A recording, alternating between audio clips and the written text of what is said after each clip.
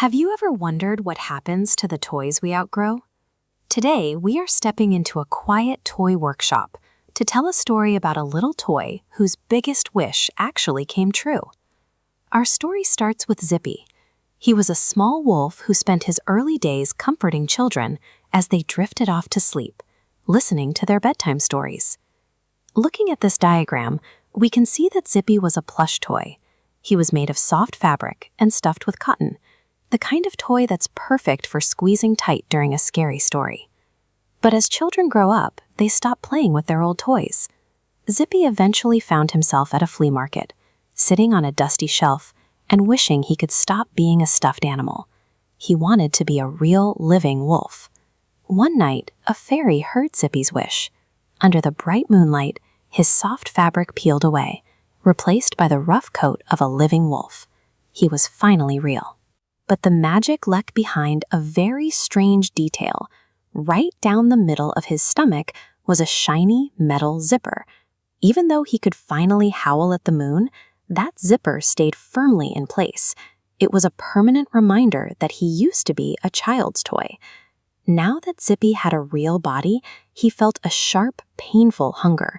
As we see here, he was famished. His empty stomach began to growl so loudly it shook his new fur. Being a living creature was very different from being a toy. For the first time, Zippy dealt with the constant gnawing need to find something to eat. Driven by that hunger, Zippy ran through the trees until he followed a scent straight to a pretty little cottage. Inside lived a mother goat and her 7 young kids. He arrived just in time to see the mother goat grabbing her bags. She was preparing to leave her children alone so she could go buy groceries at the market. Before she left, she gave her kids a strict warning: keep the door locked tight. She told them to watch out for a predator with a deep, scratchy voice and dark black paws. But Zippy was hiding right outside. He listened to every word of her warning, and a clever plan began to form. Zippy knew that if he wanted to get inside, he couldn't just use force. He had to use timing and careful observation to wait for the perfect moment to strike. As soon as the mother was gone, Zippy knocked. But his first attempt failed instantly. His voice was far too deep and scary, so the kids kept the door locked.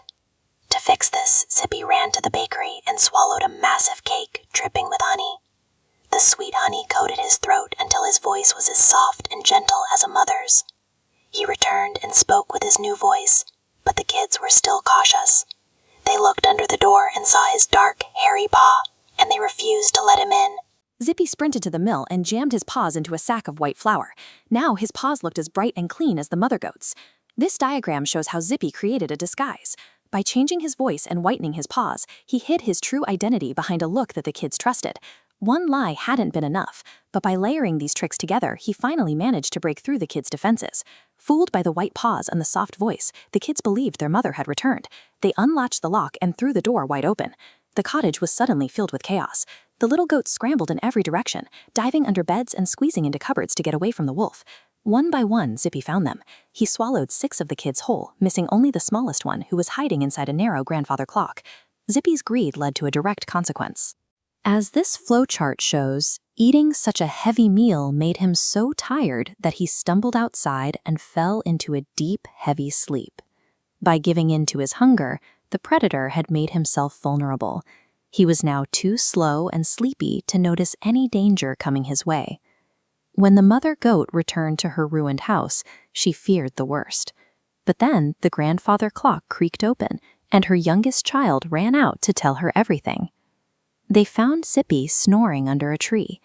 As the mother goat looked at him, she spotted the metal zipper on his stomach and realized exactly how to save her children.